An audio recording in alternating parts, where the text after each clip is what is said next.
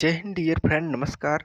आज हम बात करेंगे पादपों में परिवहन के बारे में, ट्रांसपोर्टेशन इन प्लांट्स के बारे में। तो आप हमारे साथ वीडियो में लास्ट तक बने रहिएगा।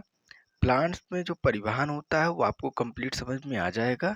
चलिए हम स्टार्ट करते हैं। सबसे पहले पादपों में परिवहन की डेफिनेशन के बारे में। तो जड़ के मूलरूपों द्वारा, जड़ के रूट हेयर द्वारा अवशोषित जल व उसमें घुले खनिज लवण जैसे पोटेशियम, कैल्शियम और मैग्नीशियम तथा पत्तियों में बने खाद्य पदार्थों को पौधे के विभिन्न भागों तक पहुंचाने के लिए सभी पादपों में चालन वाहिकाओं से निर्मित एक तंत्र होता है, जिसे पादप परिवहन तंत्र कहते हैं। मतलब चालन वाहिकाएं ढेर सारी पाई जाती हैं, उन सभी से निर्मित एक तंत्र होता है जिसे पादप परिवहन तंत्र कहते हैं। तो यह डिफिनेशन हमारा क्लियर हुआ। उसके बाद हम बात करें, पादप परिवहन तंत्र दो प्रकार की वाहिकाओं से मिलकर बना है। पहला है जाइलम वाहिकाएं और दूसरा है फ्लोएम वाहिकाएं। जाइलम का काम क्या होता है? जाइलम वाहिकाओं का काम क्या होता है कि भूमि से जल तथा खनिज लवण को पेड़ के ऊपर मतलब तने और पत्ती तक पहुंचाने के काम जाइलम वाहिकाएं जल और खनिज लवण को करती हैं। जबकि फ्लोएम वाहिकाएं क्या हैं? ये पत्ती में बने भोजन को जड़ तक लाने का काम करती हैं। पत्ती में बने भोजन को जड़ तक लाने का काम फ्लोएम वाहिकाएं करती हैं। उसके बाद हम बात करें सबसे पहले जाइलम वाहिकाओं की। तो जाइलम वाहिकाएं क्या हैं? पौधों में जल तथा खनिज लवण का परिवहन जाइलम द्वारा होता है। पौधों में जल तथा खनिज लवण का परिवहन जो होता है, जल और खनिज लवण जो आता जाता है वो जाइलम द्वारा ही आता जाता है। उसके बाद हम बात करें फ्लोएम वाहिकाओं की। तो पत्तियों में बने कार्बनिक भोज्य पदार्थ, पत्तियों में बने कार्बनिक भोज्य पदार्थ का परिवहन फ्लोएम द्वारा होता है। जो भोज्य पदार्थ आता जाता है पत्तियों में से, वो किसके द्वारा आता जाता है? तो फ्लोएम द्वारा आता जाता है। अब हम बात करें जाइलम वाहिकाओं द्वारा पादपों में जल अवशोषण का। किस प्रकार जाइलम वाहिकाएं पादपों में जल का अवशोषण करती हैं? तो मूल रूपों द्वारा जल का अवशोषण परासरण दाब में भिन्नता के कारण होता है। सबसे पहले हम क्लियर कर दें कि परासरण क्या होता है। परासरण एक ऐसी प्रोसेस होती है जिसमें लिक्विड कम सांद्रता की तरफ से उच्च सांद्रता की तरफ जाता है। जैसे बात करें मूल रोम की कोशिका द्रव्य में खनिज लवण, शर्करा और कार्बनिक अम्ल इत्यादि घुले रहते हैं। तो मूल रोम का कोशिका द्रव्य का कंसंट्रेशन यानी सांद्रता उच्च होती है, जबकि कोशिका परासरण दाब भूमि के जल के परासरण दाब से अधिक होता है। भूमि के जल की अगर देखें कंसंट्रेशन, तो भूमि के जल का कंसंट्रेशन निम्न होता है। तो जल जो है निम्न कंसंट्रेशन की तरफ से उच्च कंसंट्रेशन की तरफ जाता है। इस प्रोसेस को परासरण कहा जाता है। इसमें परासरण जो प्रोसेस होती है वो जो है निम्न सांद्रता से और मूल रोम में प्रवेश कर रही हैं, मूल रोम के कॉर्टेक्स कोशिकाओं में प्रवेश कर रही हैं। और जब जल मूल रोम की कॉर्टेक्स कोशिका में प्रवेश करती हैं तो कॉर्टेक्स कोशिकाएं फूल जाती हैं। मूल रोम में कॉर्टेक्स कोशिकाएं पाई जाती हैं, वो कॉर्टेक्स कोशिकाएं फूल जाती हैं और वो कॉर्टेक्स कोशिकाएं उस जल को जाइलम वाहिकाओं में धकेल देती हैं और धकेल देने के बाद खुद पिचक जाती हैं। अब जाइलम वाहिकाएं उस जल को पत्तियों तथा तनों में पहुंचाने का काम करता है। इस प्रकार रूट हेयर मतलब जाइलम वाहिकाओं पर एक दाब क्रिएट करता है, जिसे हम लोग मूल दाब कहते हैं। रूट हेयर प्रेशर, जिसे हम लोग मूल दाब रूट प्रेशर कहते हैं। ठीक है। अच्छा, अब हम बात करें इसमें क्या होता है कि मूल रोमों द्वारा जल का अवशोषण परासरण दाब में भिन्नता के कारण होता है। मूल रोम के कोशिका द्रव में खनिज लवण, शर्कराएं, कार्बनिक अम्ल इत्यादि घुले रहते हैं। कोशिका द्रव्य का परासरण दाब भूमि के जल के परासरण दाब से अधिक होता है। मैं यही आपसे चर्चा इसके पहले किया अभी।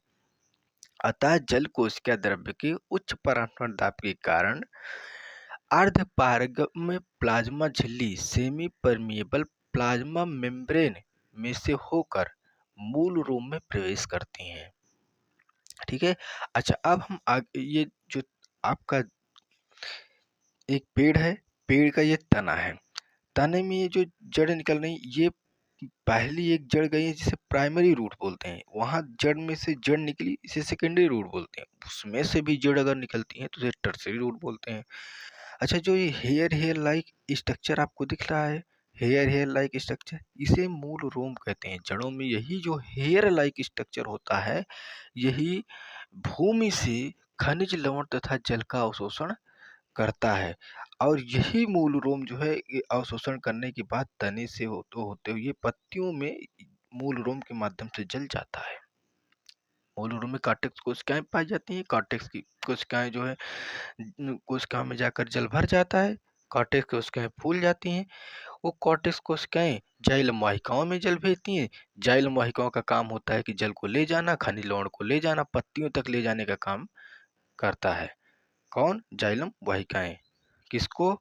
तो जल और खनिज लवण को। अच्छा, अब हम बात करें जाइलम वाहिकाओं द्वारा पादपों में खनिज लवण का अवशोषण। किस प्रकार पादपों में खनिज लवण का अवशोषण होता है?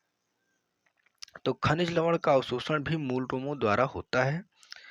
पौधे के लिए आवश्यक तत्व पोटेशियम, कैल्शियम व मैग्नीशियम आदि भूमि में क्लोराइड, फास्फेट या नाइट्रेट आदि के रूप में पाए जाते हैं।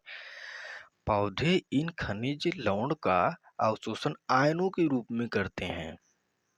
अच्छा, अब हम बात करें फ्लोएम वाहिकाओं द्वारा पादपों में खाद्य पदार्थों का स्थानांतरण किस प्रकार से होता है?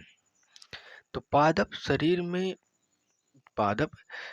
में विभिन्न प्रकार की जैविक क्रियाओं के लिए ऊर्जा की आवश्यकता होती है। यह ऊर्जा खाद्य पदार्थों के ऑक्सीडेशन या ऑक्सीकरण से ही प्राप्त होती है। पत्तियों में बना हुआ खाद्य पदार्थ पत्तियों में बना हुआ खाद्य पदार्थ संचय स्थलों अथवा उपयोग के लिए एक अंग से दूसरे अंग तक पहुंचना आवश्यक होता है। अतः खाद्य पदार्थों का इस प्रकार का स्थानांतरण घुलनशील अवस्था में फ्लोएम ऊतक द्वारा ऊपर से नीचे की ओर होता है। फ्लोएम द्वारा पादपों में खाद्य पदार्थों का स्थानांतरण का कार्य चालनी नलिकाओं, सीब ट्यूब्स तथा सह कोशिकाओं द्वारा होता है। तो ये दोनों कंपटीशन में पूछे जाते हैं कि चालनी नलिका और सह कोशिका किस भाग के अंतर्गत आते हैं, तो ये फ्लोएम के अंतर्गत आते हैं। तो फ्लोएम द्वारा पादपों में खाद्य पदार्थों के स्थानांतरण का कार्य चालनी नलिकाओं तथा सह कोशिकाओं यानी कंपेनियन सेल्स द्वारा होता है। अच्छा, अब हम बात करें एसेंट ऑफ सैप की, मतलब रसारोहण की। तो पौधों में रसारोहण क्या है? तो पौधों में जड़ों द्वारा भूमि से अवशोषित जल तथा उसमें घुले खनिज लवण को जाइलम ऊतक द्वारा तने से होकर पत्तियों तक पहुंचाया जाता है। इस क्रिया को रसारोहण कहा जाता है। मतलब रस को मतलब सॉरी डियर फ्रेंड, बीच में लाइट चली जाने की वजह से थोड़ा सा प्रॉब्लम हो गई थी। तो रस का मतलब खनिज लवण तथा जल का आरोहण होता है, एसेंट ऑफ सैप होता है। वो पत्तियों तक जल और खनिज लवण पहुंचता है, जिसे हम लोग रसारोहण या एसेंट ऑफ सैप कहते हैं। थोड़ा सा डिफ्यूजन और परासरण, मतलब विसरण और परासरण में अंतर क्रिएट करें तो विसरण क्या है? विसरण एक ऐसा माध्यम होता है जिसमें जल जो होता है वो कम सांद्रता से अधिक सांद्रता की ओर गमन करता है, जबकि परासरण उसके जस्ट अपोजिट होता है। इसमें जल जो है मतलब कम सांद्रता से अधिक सांद्रता की ओर गमन करता है। तो विसरण और परासरण आपको समझ में आ गया होगा। विसरण को इंग्लिश में डिफ्यूजन बोलते हैं, जबकि परासरण को इंग्लिश में ऑस्मोसिस बोलते हैं। तो आप वीडियो में हमारे साथ लास्ट तक बने रहिए। इसके लिए बहुत बहुत धन्यवाद आपको।